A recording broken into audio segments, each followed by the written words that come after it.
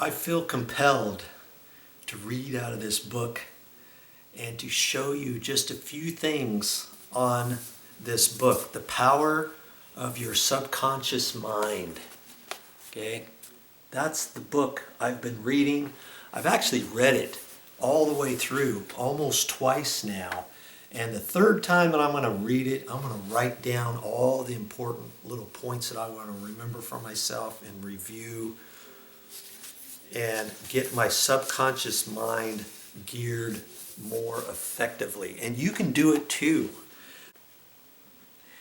Everybody prays. Do you know how to pray effectively? How long has it been since you prayed as part of your everyday activities?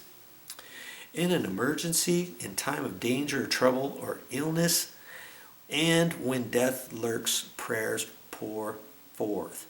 Just listen to the TV news each day.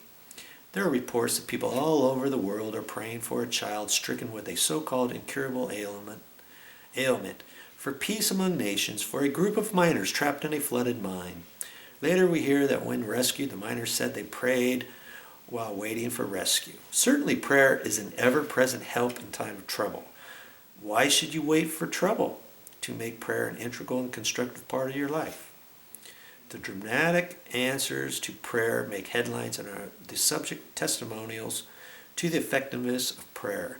But what of the many humble prayers of children, the simple thanksgiving of grace at the table daily, the faithful devotions wherein the individual seeks only communion with God? My work with people has led me to study the various approaches to prayer. I have experienced the power of prayer in my own life, and I have talked and worked with many others who have benefited greatly from the help of prayer. The problem usually is how to tell someone else how to pray. People who are in trouble have difficulty in thinking and acting reasonably. Their problems overwhelm them and block their ability to listen and understand. They need an easy formula to follow, an obviously workable pattern that is simple and specific. The unique feature of this book is its down-to-earth practicality. Here you will find simple, usable techniques and formulas that you can easily apply in your everyday life. I have taught these simple processes to men and women all over the world. You will learn why you often get the opposite of what you prayed for. Thousands of times people in all parts of the world have asked me, why is it I have prayed and got no answer? In this book you will find the reasons for this common complaint. The explanation of the many ways of impressing the subconscious mind and getting the right answers make this an extraordinary valuable book and an ever-present help in times of trouble. What do you believe? Contrary to what many people think, it is not the thing that is believed in that brings an answer to a person's prayers. Now, mind you, this whole book is not about prayer. So if you're not a Christian or you don't believe in prayer, don't worry. There's all kinds of stuff in this book that will help you with your subconscious mind, empowering yourself, okay? Let's see, where was I? Prayers are answered when the individual subconscious mind responds to the mental picture or thought in his or her mind. This law of belief is a secret operating principle in all the religions of the world. It is the hidden reason for your psychological truth. The Buddhist, the Christian, the Muslim, and the Jew may all get answers to their prayers in spite of the enormous differences among their stated beliefs. How can this be? The answer is that it is not because of the particular creed, religion, affiliation, ritual, ceremony, formula, incarnation, sacrifices, or offerings, but solely because of belief or mental acceptance and receptivity about that for which they pray. The law of life is the law of belief. Belief can be summed up briefly as a thought in your mind. As a person thinks, feels, and believes, so is a condition of his or her mind, body, and circumstances. A technique, a methodology based on an understanding of what you are doing and why you are doing it will help you to bring about a subconscious embodiment of all the good things of life. Essential Essentially, answered prayer is the realization of your heart's desire. Everyone desires health, happiness, security, peace of mind, and true expression. How many of us achieve all these goals? A university professor admitted to me recently, I know that if I change my mental pattern and redirect my emotional life, my heart condition will improve. I know that. The problem is, I do not have any technique, process, or modus operandi. My mind wanders back and forth on my many problems and I feel frustrated, unhappy, and defeated. This professor had the desire for perfect health. What he needed was knowledge of the way his mind worked. It was this that would enable him to fulfill his desire. By practicing the healing methods outlined in this book, he became whole and perfect. The miracle working powers of your subconscious mind existed before you and I were born, before any church or world existed. The great eternal truths and principles of life, all in all religions. It is with these thoughts in mind that I urge you in the following chapters to lay hold of this wonderful, magical, transforming power.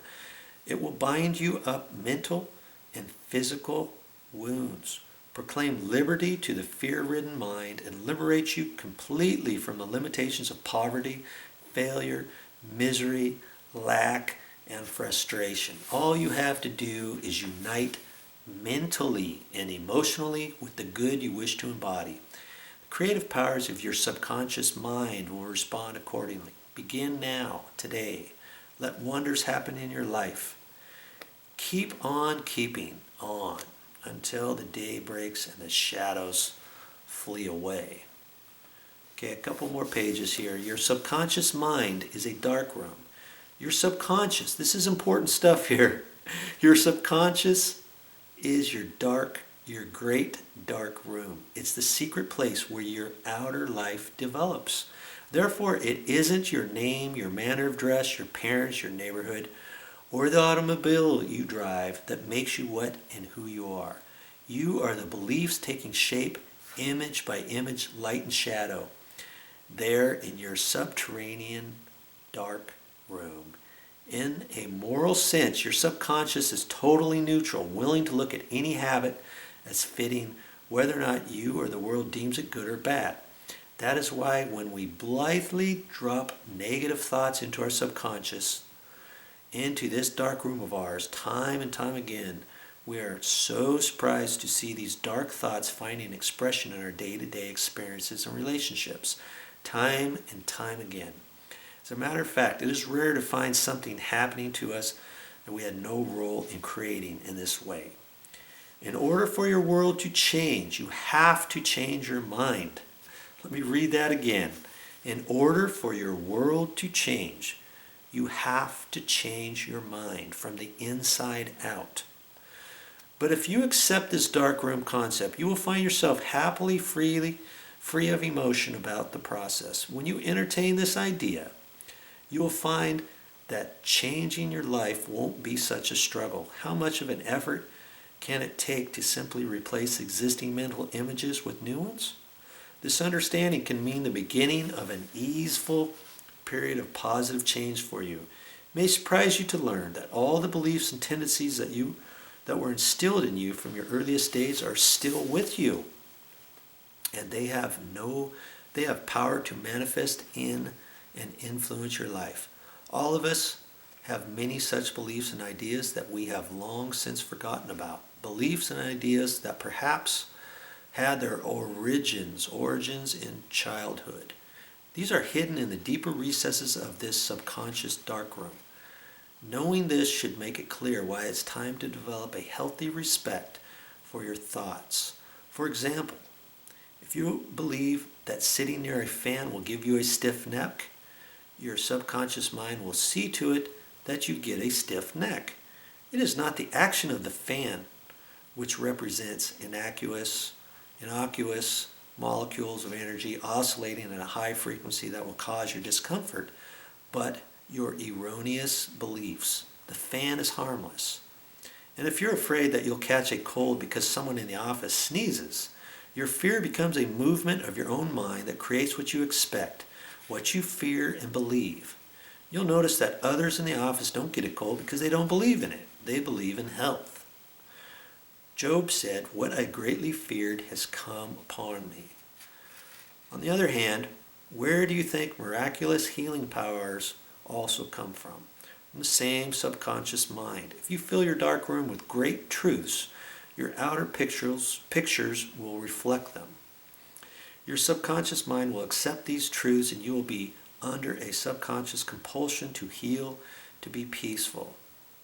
Just as an apple becomes your bloodstream, do these thoughts reside in your mind and affect your life. It is the same way you learn to walk, swim, dance, or play the piano. You repeat a thought again and again, and after a while it becomes second nature. That's prayer. That's conforming to a higher principle. The gasoline doesn't run your car. It has to become a vapor first. It has to change before it becomes empowered, just as your mind has to change before your world moves to where you want it. Along with healing, your subconscious darkroom is where your wealth is produced. The key is to first make the subconscious rich before you can see abundance in your life. As you become a student of the laws of mind, you will come to believe and know definitely that regardless of economic situation, stock market fluctuation, depression, strikes, war, or other conditions or circumstances, you will always be amply supplied. The reason for this is that you will have conveyed the idea of wealth to your subconscious mind. Will have supplied your darkroom with an image of wealth, and you will be supplied. You will have convinced your secret mind that money is forever flowing freely in your life, and that there is always a wonderful surplus. Should there be a financial collapse of government tomorrow and all your present holdings become valueless, you will still attract wealth and be cared for. Your subconscious darkroom is filled with great new ideas, so you don't have to worry about replacing your old ones. Begin at once to think about whatever things are true, lovely, and noble, and you will see these qualities all around you. Remember that God pronounced everything good and very good, and so should you.